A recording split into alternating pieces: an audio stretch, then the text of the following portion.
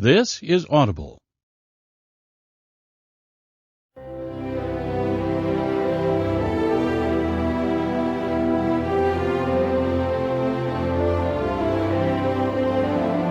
Harry Potter and the Chamber of Secrets by J.K. Rowling. Read by Stephen Fry. Brought to you by Pottermore Publishing.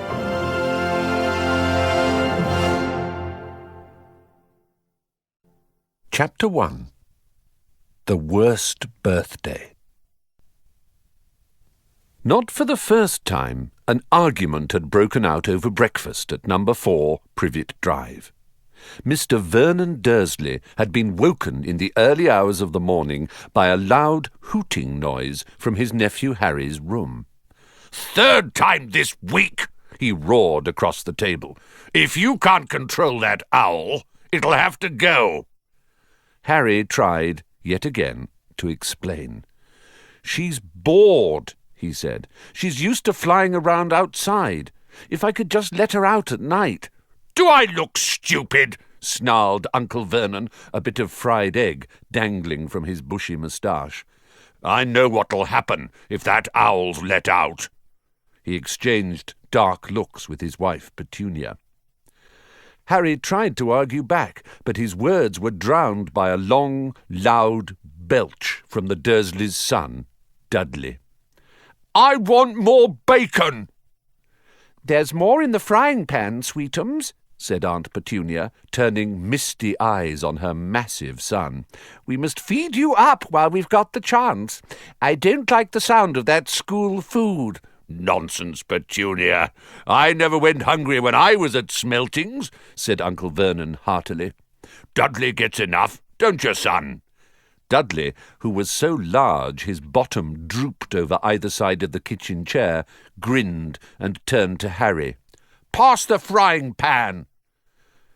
"You've forgotten the magic word," said Harry irritably. The effect of this simple sentence on the rest of the family was incredible. Dudley gasped and fell off his chair with a crash that shook the whole kitchen. Mrs. Dursley gave a small scream and clapped her hands to her mouth. Mr. Dursley jumped to his feet, veins throbbing in his temples. I meant please," said Harry quickly. "I didn't mean—" "What have I told you?" thundered his uncle, spraying spit over the table, "about saying the M-word in our house?" "But How dare you threaten Dudley?" roared Uncle Vernon, pounding the table with his fist. I warned you! I will not tolerate mention of your abnormality under this roof." Harry stared from his purple-faced uncle to his pale aunt, who was trying to heave Dudley to his feet. "All right," said Harry. "All right." Uncle Vernon sat back down, breathing like a winded rhinoceros, and watching Harry closely out of the corners of his small, sharp eyes. Ever since Harry had come home for the summer holidays, Uncle Vernon had been treating him like a bomb that might go off at any moment, because Harry wasn't a normal boy. As a matter of fact, he was as not normal as it is possible to be. Harry Potter was a wizard fresh from his first year at Hogwarts School of Witchcraft and Wizardry. And if the Dursleys were unhappy to have him back for the holidays, it was nothing to how Harry felt. He missed Hogwarts so much, it was like having a constant stomachache. He missed the castle with its secret passageways and ghosts, his lessons, though perhaps not Snape, the potions master, the post arriving by owl, eating banquets in the Great Hall, sleeping in his 4-poster bed in the Tower dormitory, visiting the gamekeeper, Hagrid, in his cabin in the grounds next to the Forbidden Forest, and especially Quidditch, the most popular sport in the wizarding world.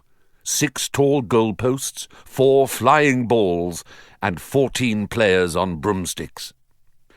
All Harry's spell books, his wand, robes, cauldron, and top-of-the-range Nimbus 2000 broomstick had been locked in a cupboard under the stairs by Uncle Vernon the instant Harry had come home.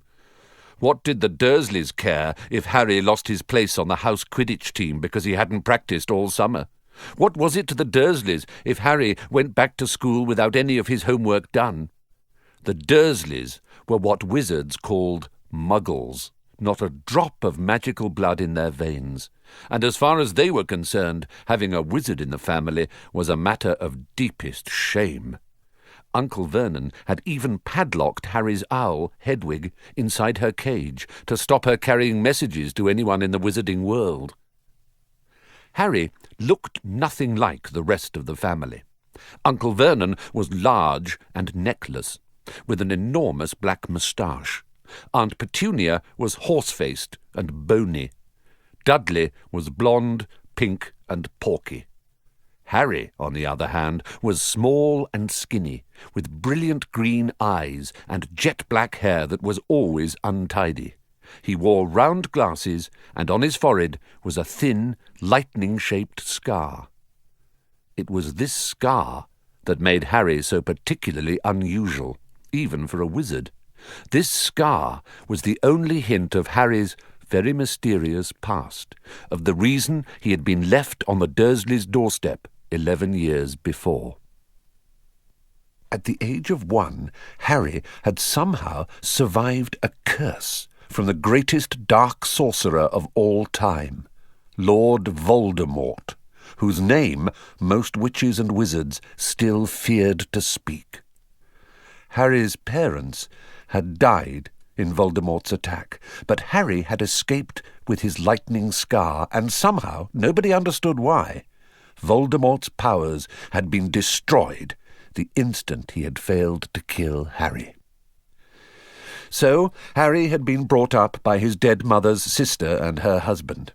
He had spent 10 years with the Dursleys, never understanding why he kept making odd things happen without meaning to, believing the Dursleys' story that he had got his scar in the car crash which had killed his parents. And then, exactly a year ago, Hogwarts had written to Harry, and the whole story had come out. Harry had taken up his place at Wizard School, where he and his scar were famous. But now the school year was over, and he was back with the Dursleys for the summer, back to being treated like a dog that had rolled in something smelly. The Dursleys hadn't even remembered that today happened to be Harry's 12th birthday. Of course, his hopes hadn't been high. They'd never given him a proper present, let alone a cake, but to ignore it completely. At that moment, Uncle Vernon cleared his throat importantly and said, "Now, as we all know, today is a very important day."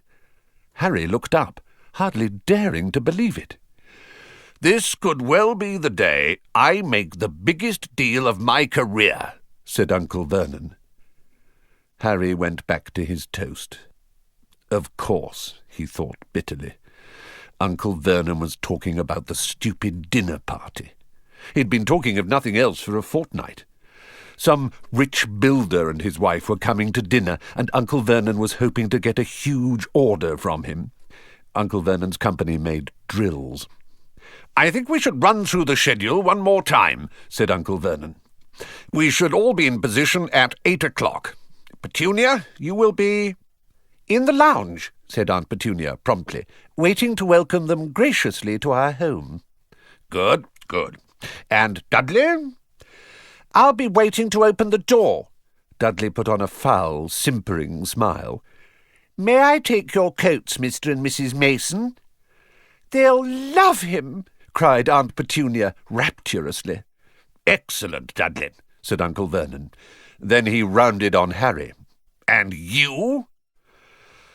"I'll be in my bedroom making no noise and pretending I'm not there," said Harry tonelessly.